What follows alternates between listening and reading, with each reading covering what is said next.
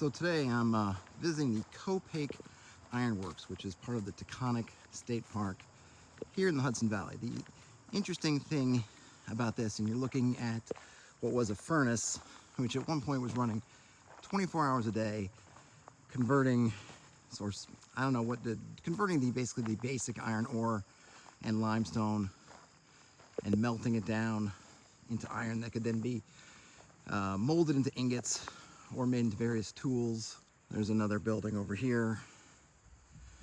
But this area where we are had the iron deposits here. So of course I'm looking at it, in a role-playing game perspective, in world building. So what does it mean to have this ironworks here? Well, what they had to have is they had to have the iron nearby.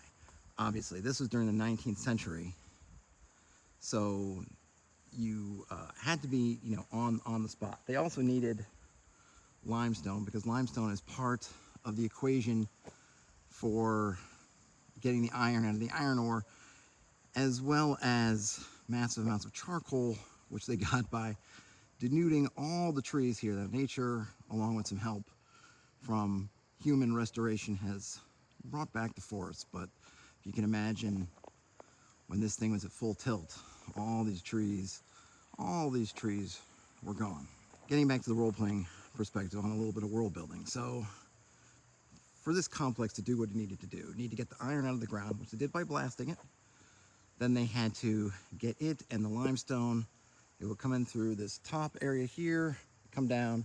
Here there was charcoal burning, and then out they could get the melted iron. And in this case, this particular complex, not that it's far away from water, but it's not really on a river like the Hudson, but it was near the railroad.